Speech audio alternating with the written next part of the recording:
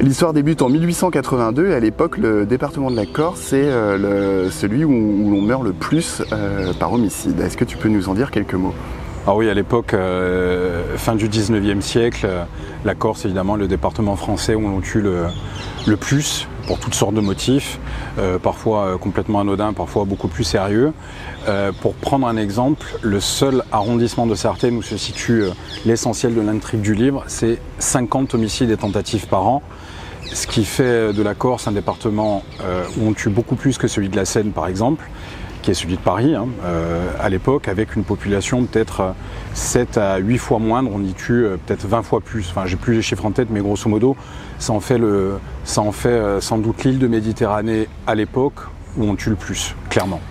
Et alors, tu écris dedans que le problème vient éventuellement du fait que tout le monde est armé et ça fait un peu écho à un certain pays aujourd'hui où ils ont encore un peu ce même genre de problème. Alors oui, tout le monde circule armé pour une bonne et simple raison, en Corse à la fin du 19e siècle, c'est que la justice peine à rendre justice justement, que c'est quelque chose de très enraciné, que dans l'esprit des gens, dans l'esprit de la population au fil du temps, c'est fait jour l'idée que si elle n'assurait pas elle-même sa propre sécurité, eh bien personne ne l'assurerait pour elle. Ce qui fait qu'effectivement à chaque offense, à chaque homicide, répond non pas une autre offense mais un autre homicide, et c'est ce qu'on appelle classiquement le cycle de la vendetta, sur lequel sont penchés énormément d'écrivains de l'époque, de Mérimée à Pierre Loti. Alors c'est ce qu'on voit avec le personnage de la mère justement, qui au début, lorsque le père est assassiné, elle a plutôt tendance à calmer ses fils et à dire on va laisser la justice faire son travail, sauf que les choses se passent pas exactement comme prévu et on a presque l'impression que la vendetta devient la seule issue possible. En fait, oui, la mère de Xavier Roquine va d'abord s'adresser à la justice qui ne l'écoute pas, comme souvent, parce qu'elle est débordée, parce qu'elle n'a que faire de ces querelles villageoises, parce qu'un homicide en plus, c'est jamais qu'un homicide en plus. Mais elle va rapidement se rendre compte qu'en n'exerçant pas cette espèce de droit, avec de grands guillemets, à la vengeance, elle va s'exclure elle-même de la société corse de l'époque, qui attend d'elle, qui reste fidèle non seulement à la tradition, mais à l'impératif social de la vengeance. Et donc elle va, sans dévoiler ce qui se passe pour elle, elle va changer progressivement de perspective. Oui. Là tu parles de Pierre Loti, de Mérimée, tu parles aussi dans le livre de Flaubert, de Maupassant. J'ai l'impression que tu dénonces un peu une espèce de fascination malsaine des intellectuels pour les bandits corses à cette époque. Alors c'est un phénomène très connu pour les intellectuels, en particulier pour les intellectuels français, c'est-à-dire qu'ils sont grandement épris d'exotisme, en particulier les écrivains du 19e siècle. On arrive juste après la vague de l'orientalisme, et puis il y a un Orient un peu proche, beaucoup moins dangereux que l'Orient à proprement parler, parce qu'on n'y risque pas de se prendre un coup de cimeterre en travers de la figure ou de finir prisonnier de trafiquants d'esclaves, et cet Orient un peu proche, c'est la Corse. Et donc tous les écrivains, tout au long du 19e siècle, vont défiler en Corse pour empiler les clichés sur les racontars, le folklorisme sur les ragots, et construire peu à peu une image de la Corse dans laquelle, je pense que c'est le summum de l'intégration coloniale, entre guillemets. Le Corse lui-même, qui n'avait pas grand-chose à voir avec ce portrait au départ, va finalement se reconnaître et va faire sien, j'ai presque envie de dire, jusqu'à une époque assez récente, voire jusqu'à aujourd'hui. On a l'impression que Xavier devient bandit malgré lui. Il se dit pas immédiatement à la mort de son père qui va partir dans la vengeance, et finalement il se retrouve à commettre des atrocités. Alors ça c'est la théorie des petits pas, c'est particulièrement vrai dans le milieu du crime, que je connais un peu, c'est-à-dire qu'on... dans le cas de Xavier, il tue puis il prend la fuite, il tue pour venger, il prend la fuite, sauf que quand on prend la fuite et quand on vit en cavale, il faut bien vivre. Et on se refuse d'abord à commettre le moindre méfait, puis progressivement on se dit qu'une petite rapine pour survivre, ça peut être envisagé, puis de la rapine on passe à l'extorsion, puis de l'extorsion au meurtre, et ça finit par devenir un métier, donc de bandit malgré lui, de bandit qui devient bandit à cause d'un proverbe et d'un chien mort, Xavier Roquine devient un bandit d'habitude, un véritable criminel. Et pourtant il dit je n'ai fait que me défendre, et on a l'impression que les bandits ne se sentent jamais responsables. Ça c'est une constante, ça c'est un peu mon travail de journaliste qui d'ailleurs je pense que c'est un livre entre guillemets, sinon de journaliste du moins nourri par mon travail, c'est la ligne de défense habituelle de tout voyou qui se respecte. Il ne prend jamais l'initiative, il ne fait jamais que se défendre. C'est finalement une déclinaison à l'échelle individuelle de ce que fait pratiquement chaque nation depuis la nuit des temps. Chaque nation qui agresse, l'actualité nous le dit assez, se dit non, finalement j'interviens pour me défendre. Le travail de recherche justement, ça t'a pris combien de temps? Comment t'as procédé? Parce qu'on sent que tout est très documenté. Alors la part de fiction et la part de fait réel, je laisse au lecteur le soin de démêler les chevaux, mais enfin c'est très largement plus qu'inspiré de faits réels évidemment, parce que l'histoire elle-même est vraie. La documentation, c'est ce qui me plaît le plus. C'est 10 ans de travail dans les archives, en faisant des randonnées en montagne pour essayer. Alors évidemment, une cavale, c'est jamais documenté. Donc j'ai essayé par définition, j'ai essayé de reconstituer à partir des points où on savait que Xavier Roquine était passé à telle époque, ce qu'avait pu être son chemin, donc avec des cartes IGN, des randonnées. Ça m'a permis sur place de prendre des notes pour nourrir éventuellement le récit, puis énormément d'archives judiciaires, énormément de procès-verbaux de l'époque, énormément de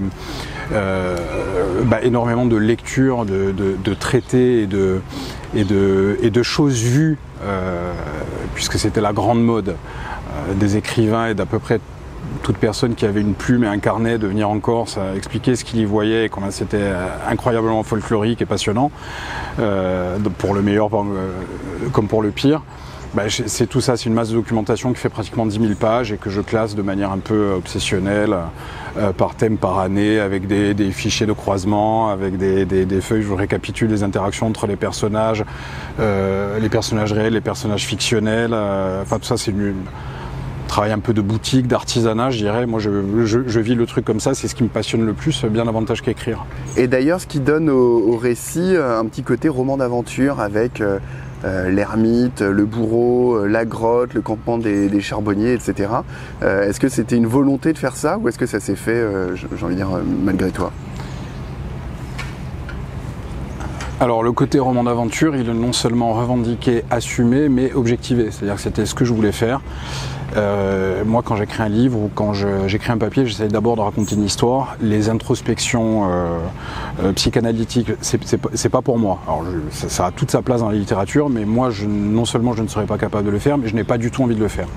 Je suis très fanat de littérature américaine, et si c'est la meilleure littérature mondiale aujourd'hui, alors je m'excuse de dire ça si ça heurte quelqu'un, c'est pour une bonne et simple raison que je crois que c'est Jonathan Franzen, qui est le grand auteur américain, qui le disait au Festival America en 2015.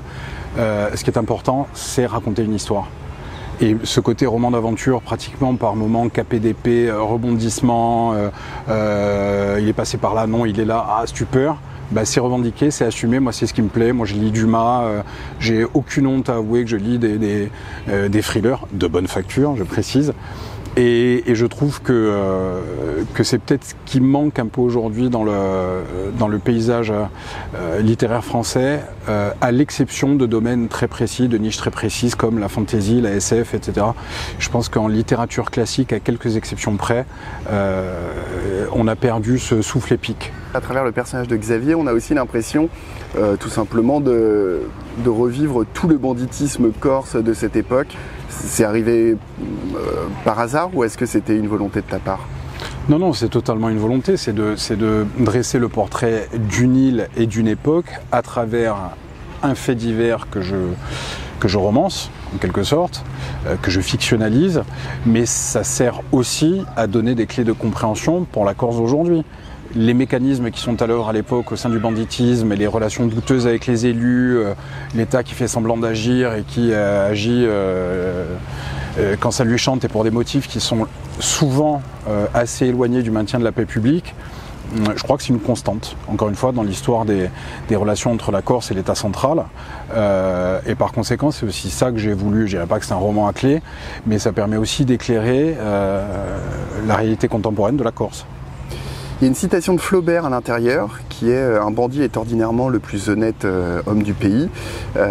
J'imagine que le titre vient de cette citation. Alors Flaubert, c'est un peu particulier parce qu'il fait un tour en Corse en 1840, frais bachelier, il a 19 ans et il est complètement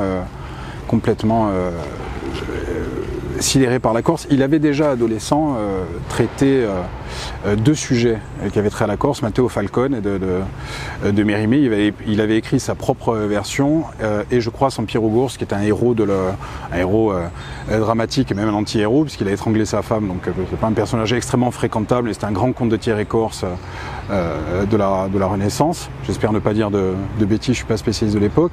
Et Flaubert vient faire un tour en Corse, et c'est incroyable, il songe lui-même à se faire bandit, il trouve ça tellement chic, tellement pittoresque, et il reprend tous les poncifs de l'époque. Et à l'époque, au XIXe siècle, on fait volontiers la différence entre le bandit et le brigand. Le bandit, c'est un peu l'honnête homme poussé dans l'adversité, et le brigand, c'est le criminel d'habitude. Et Flaubert reprend un peu ce qui se dit à l'époque, c'est-à-dire qu'en Corse, finalement, étant donné que la majeure partie des bandits sont des gens qui ont été poussés au maquis par un impératif social de vendette, en fait, ce sont des gens très honnêtes, qui se sont vengés pour établir l'équilibre, l'ordre naturel des choses, et finalement, qui sont très hospitaliers, très sympathiques. Bon, c'est évidemment une image d'Épinal, ce sont des crapules sinistres, qui, dans l'immense majorité des cas, rançonnent, pillent, volent, violent parfois, tuent. Mais il reprend à son compte cette espèce de cliché qui continue à avoir la peau dure et qu'on peut retrouver ailleurs, du reste, le Robin des Bois qui détrousse les riches pour donner aux pauvres, c'est une constante aussi de la littérature européenne et sans doute mondiale. Flaubert, il est dans ce grand mouvement littéraire français à l'époque, c'est-à-dire que voilà, le bandit corse, c'est finalement, à l'époque où tout s'industrialise, c'est quelqu'un qui reste proche de la nature, qui sait se défendre, qui vit frugalement, qui fait de son quotidien une quête inlassable de vérité puisqu'il a exercé son droit à la vengeance. Et tout ça, évidemment, ne sont que d'un tissu d'ânerie, sans nom. Et d'ailleurs, il fait un lapsus. Il faut pas juger les Corses avec notre regard d'Européen ou un truc comme ça. Ça dit assez là où on situe la Corse à l'époque. C'est-à-dire que c'est une île en Méditerranée, les gens ne parlent pas tous français, ils ont des coutumes incroyables. Alors c'est sûr, on n'est pas dans les grandes filatures, on n'est pas dans les grandes métropoles. Effectivement, il y a des gens, la francisation n'est pas encore achevée, encore que. Le corse reste la plupart du temps le langage commun dans les échanges courants. Et effectivement, il ne faut pas regarder la Corse avec nos petites mentalités européennes, dit-il, ce qui est quand même pas mal d'associer l'Europe à quelque chose de petit, ce qui est quand même déjà en soi assez paradoxal. Mais effectivement, la Corse est une sorte de mini-Orient à portée de quelques heures de navigation où des gens sont des Français imparfaits qui ont su conserver quelque chose de l'antique, je dirais. Et puis il y a aussi tous les fantasmes associés à la Méditerranée. D'ailleurs, à l'époque, tous les anthropologues se penchent sur la question. Il y a des tas d'études savantes sur les Corses. Sont-ils des Ibères, sont-ils des Albanais, des Pélastres, des Mahométans, des Basques. Il y a une espèce d'aura de mystère qui entoure la Corse à l'époque et qui fait le miel des écrivains ou des écrivaillons, et ça marche très bien, c'est un filon littéraire qui fonctionne extrêmement bien. Tu as déjà écrit plusieurs livres sur la Corse, est-ce que tu réfléchis à ton prochain livre et est-ce que ça traitera de la Corse? Je réfléchis à mon prochain livre et ça ne devrait pas traiter de la Corse. Aquamboca.